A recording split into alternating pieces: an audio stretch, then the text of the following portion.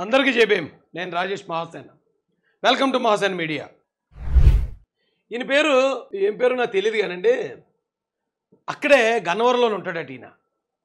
గన్నవరంలో ఉన్న ఈ పెద్ద మనిషి ఆయన కొన్ని మాటలు మాట్లాడారు. నేను ఆ గన్నవరానికి ఇప్పుడు ఎవరు అవునన్నా కాదన్నా ఎమ్మెల్యే అభ్యర్థిని ఒక పార్టీ నుంచి. అలాంటి అభ్యర్థి మీద ఒక సాధారణ వ్యక్తి చేసే వ్యాఖ్యలు ఒక్కసారి మీరు వినండి. అసలు మాలాంటి వాళ్ళ మీద ఎంత దారుణమైన దాడి జరుగుతుందో, ఎంత వ్యవస్థ మొత్తం ఏకమైపోయి. ఏమంటే మైహోం రామేశ్వరరావు గారు ఒకవేళ ఆయన ఏ పార్టీకి సంబంధించిన వారు, ఏ కులానికి సంబంధించిన వాళ్ళు నాకు తెలియదు, కానీ వాళ్ళు ఒకవేళ ఏదైనా తప్పు చేసినప్పుడు నేను వ్యతిరేకించినప్పుడు మొత్తానికి నన్ను నేలమట్టం చేయాలని వాళ్ళు చేస్తున్న టీం వర్క్ ఉంది చూడండి, అద్భుతం అండి.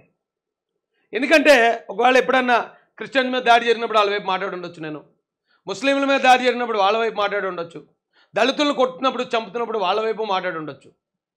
ఆ మాత్రానికి హిందువులకి వ్యతిరేకినా నేను, హిందూ ద్వేషిగా, బ్రాహ్మణ ద్వేషిగా, మొత్తానికి సమాజంలోనే ఉండకూడని వ్యక్తిగా క్రియేట్ చేస్తారా ఒక్కడిని?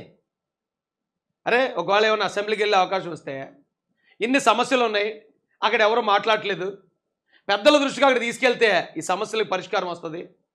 అలాగే అట్ ద సేమ్ టైం మా పార్టీకి ఈ వర్గాలన్నీ అండగా ఉంటాయి, ఖచ్చితంగా ఇదంతా కూడా ఓట్ బ్యాంక్గా క్రియేట్ అవుతుందని భావించాను అంతే. ఈ మాత్రానికి మీరు ఏకంగా చంద్రబాబు నాయుడు గారి మీదకి, పవన్ కళ్యాణ్ గారి మీద, లోకేష్ గారి మీద ఎంతో థ్రెడ్ తీసుకెళ్ళకండి. లేదు లేదు, నిజంగా అంత పరిస్థితి వస్తే నేను ఆగిపోవడం నేనేం ఆలోచించనండి. ఒకసారి ఈయన మాటలు వినండి. కుక్క దాని మీద వచ్చేస్తుందంటారా? కుక్కని సింహాసనం మీద కూర్చోబెట్టకూడదు, దాన్ని ఎక్కడ పెట్టించాలో సైన్యస్ ఆడించాలి. దాన్ని కుక్కని సింహాసనం మీద కూర్చోబెడతారా? కుడితే రేపు కరుగుతుంది. కుక్క కంటే హీనమైనటువంటి రాజేష్ మహాశయ అనేటువంటి వాడు, కుక్క కన్నా హీనమైనవాడు రాజేష్ మహాసేన్ అంటే వాడు.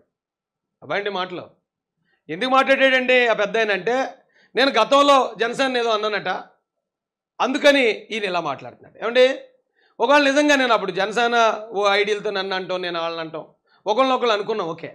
మరి నేను అలా అగ్రెసివ్గా మాట్లాడటమే తప్పు అని మాట్లాడే ఈయన, ఆయన ఎవరో నాకు తెలియదు, ఆయనతో నాకు పరిచయం లేదు, ఆయనకి నేనేం నష్టం చేయలేదు, అలాంటి నన్ను కుక్క కంటే హీనమైన వ్యక్తి, ఒక ఎమ్మెల్యే అభ్యర్థిగా మారానని అంతే, అంతకుమించి ఏం కాదు. రాజకీయాల్లో నేను లేననుకోండి, నన్ను ఎవడే ఒక్క మాట అనలేడు. నేను ఒక్క మాట అంటే 100 మాటలు వెళ్ళిపోతాయి మా దగ్గర నుంచి. అంటే ఇప్పుడు రాజకీయాల్లో ఉన్నాడు, ఆయన ఏమన్నా మాట్లాడితే అది పార్టీకి ఆపాదించేద్దాం, పార్టీని బ్యాట్ చేసేద్దాం. ఇదేంటి న్యాయం? ఇదే న్యాయమా? పోనీ ఇదే న్యాయం అయితే అలాగే నడిపించండి. నా ఒక్కడికి సీట్ ఇవ్వడం వల్ల నిజంగా ఈ ఆంధ్రప్రదేశ్ అంతా తలకిందులైపోద్ది, భారతదేశం మొత్తం తలకిందులైపోద్ది అనుకుంటే పోనీ మీరు అనుకున్నట్టే జరిగించండి. కానీ మాకు ఏదో ఒక రోజు వస్తుందండి. ఎందుకంటే అణగారిన వర్గాలుగా ఉన్న, బలహీన వర్గాలుగా ఉన్న మేము, ప్రతి పార్టీకి మేమే, మాకంటూ ఒక రోజు కూడా వస్తుంది ఖచ్చితంగా. చాలా బాధగా చెప్తున్నాను నేను ఇది. ఒక్కడి మీద ఇన్ని కుట్రలు, ఒక్క చిన్న అవకాశం వస్తే